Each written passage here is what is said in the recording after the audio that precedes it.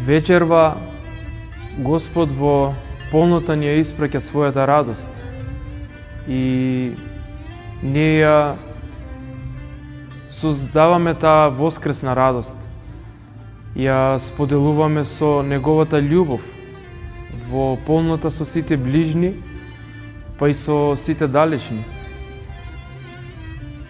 Христијанинот треба да биде благовеслив токму на оваа воскресна радост, бидејќи Господ преку својот крст и воскресението ни се дава во полнота. Како ни се дава? Излевајќи ја својата неизмерна милост, излевајќи ја својата неизмерна љубов кон нас, давајќи ни прошка на нашите гревови, исполнувајќи не со правда и на крај најважното, победата над непријателот и победата над најголемиот проблем на човештвото, кој беше смртта. Бидејќи после него ни смртта веќе не е проблем за оној кој што верува во него. Што треба да направиме ние? Ајде и ние да посакаме да бидеме со него, како што тој ни се дава себе си.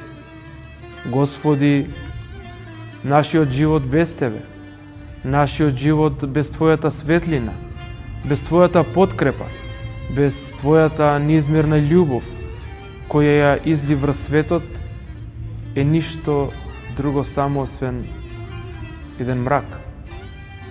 Затоа, биди со нас, не напуштај.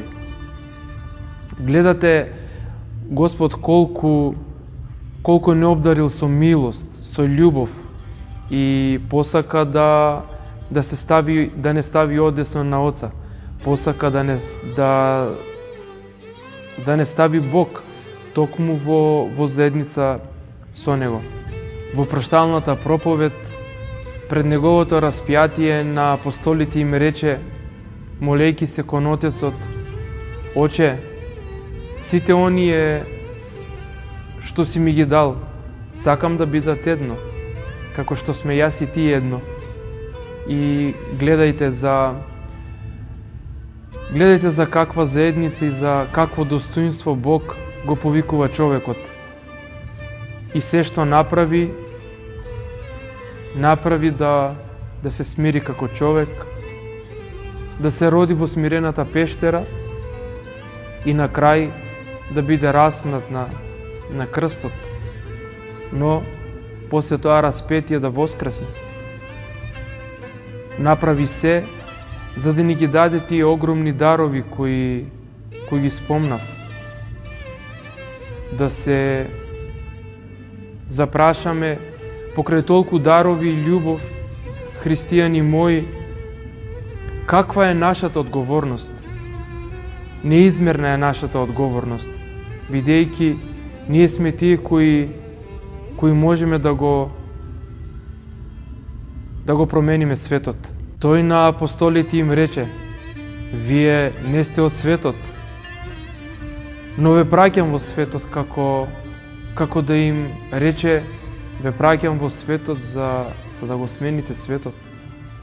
И повторно одејќи пред распнувањето, овде сакам да ги цитирам зборовите од Евангелието, кое тој им ги рече: ајде да станеме одовде.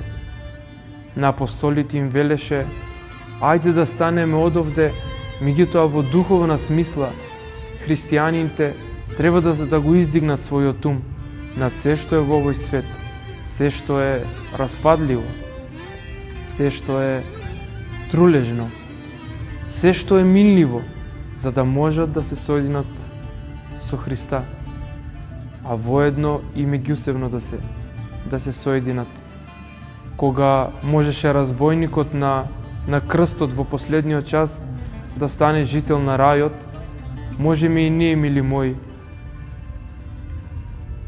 но единствено само доколку се покаеме и само ако повикаме кон се добриот, кон се благиот Создател, единствената надеж на овој свет. Затоа ќе речам: дојди Христе во моето срце, дојди Христе, ти се предавам. Христе мој воскреснат, светлино моја, љубов моја, радост моја. Дојди, просветли го срцето мое и направи ме и мене самиот светлина. За крај, како и многу често што ве поздравувам, а овој поздрав е воедно поздравот на светиот Серафим Саровски, поздравувајќи ги секогаш луѓето, неговите духовни чеда и надворот пасхалниот период. Радости мои многу, Христос воскресе, навистина воскресе, Христос воскресе, навистина воскресе, Христос воскресе, навистина воскресе. Благословена Пасха и да сте ми живи и здрави.